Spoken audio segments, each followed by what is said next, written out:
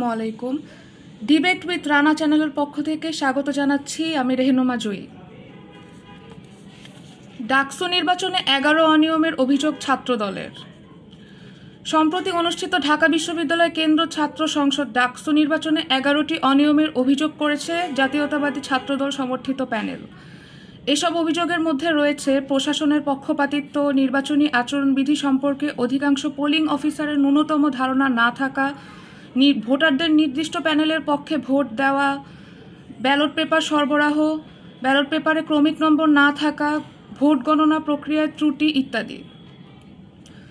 সোমবার ঢাকা বিশ্ববিদ্যালয়ের মধুর ক্যান্টিনে আয়োজিত সংবাদ সম্মেলনে ছাত্রদল সমর্থিত প্যানেলের পক্ষ থেকে অভিযোগগুলো তুলে ধরা হয়। 9 সেপ্টেম্বর অনুষ্ঠিত ডাকসু নির্বাচনে ছাত্র শিবিরের ঐক্যবদ্ধ শিক্ষার্থী জোট ভিপি, জিএস, এজিএস সহ 28টি পদের মধ্যে 23টিতে জিতেছে। ডাকসুর কোনো পদে জিততে পারেনি ছাত্রদল। ছাত্রদল সমর্থিত প্যানেলের সাধারণ সম্পাদক প্রার্থী শেখ তানভীর বারী হামিম সংবাদ সম্মেলনে বলেন, জুলাই আগস্টের গণ অভ্যুত্থানের পর থেকে একটি বিশেষ মহল রাজনৈতিক ফায়দা হাসিলের উদ্দেশ্যে তাদের অর্থাৎ ছাত্রদল শিক্ষার্থীদের সামনে নেতিবাচক উপস্থাপনের চেষ্টা চালিয়ে আসছে। ডাকসু তফসিল ঘোষণার পর তারা নানা অনিয়ম দেখেন। তারা নিয়ম মেনে অনিয়মের বিপক্ষে অভিযোগ জানান, কিন্তু বিশ্ববিদ্যালয় কর্তৃপক্ষ সেসবের সমাধান দিতে ব্যর্থ হয়। সংবাদ সম্মেলনে ছাত্রদল সমর্থিত প্যানেলের সহসভাপতি প্রার্থী আবিদুল ইসলাম খান বলেন, যতক্ষণ না পর্যন্ত নির্বাচনের সুষ্ঠুতা নিয়ে প্রশাসন নিজেদের অবস্থান পরিষ্কার করছে ততক্ষণ পর্যন্ত তাদের জায়গা থেকে নির্বাচনের বৈধতা দেওয়ার সুযোগ নেই।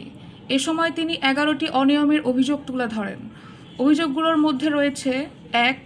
বিভিন্ন কেন্দ্রে ভোটার উপস্থিতি ও ভোট প্রদানের হারে অসামঞ্জস্যতা পরিলক্ষিত হয়। 2.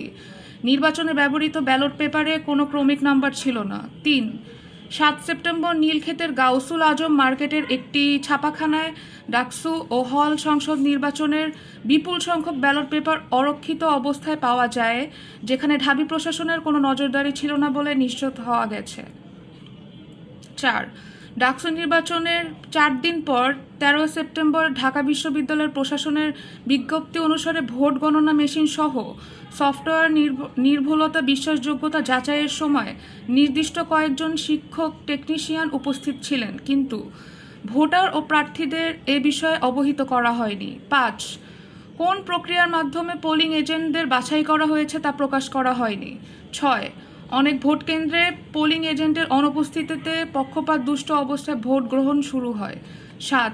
একটি নির্দিষ্ট প্যানেল বাদে সব প্রার্থী ও প্যানেলকে জানানো হয় 8টি কেন্দ্রে ভোট গ্রহণ হবে, কিন্তু ভোটের দিন দেখা যায় 8টি ভোটিং এরিয়ায় মোট 18টি কেন্দ্রে ভোট গ্রহণ করা হচ্ছে। 8. ডাকসু ও হল সংসদ নির্বাচনে কোন প্রক্রিয়া অনুসরণ করে পোলিং অফিসার নিয়োগ দেওয়া হয়েছে সে বিষয়ে অস্পষ্টতা রয়েছে। 9.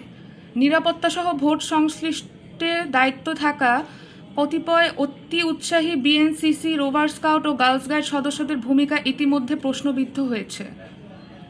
10. ভোট গণনার সময় পোলিং এজেন্টদের কার্যত নিষ্ক্রিয় ভূমিকা পালন করতে বাধ্য করা হয়েছে। 11. ডাকসু ও হল সংসদ নির্বাচনে অস্বচ্ছ ব্যালট বাক্স ব্যবহার করায় বিভিন্ন অভিযোগ ও বিতর্ক তৈরি হয়েছে। আবিদুল ইসলাম বলেন, আইন ও বিধি অনুসারে এই অনিয়ম অসঙ্গতিগুলোর বিষয়ে বারবার সংশ্লিষ্ট কর্তৃপক্ষকে জানিয়ে সমাধানের অনুরোধ করা হয়েছে, কিন্তু কর্তৃপক্ষ কোনো কার্যকর পদক্ষেপ নেয়নি।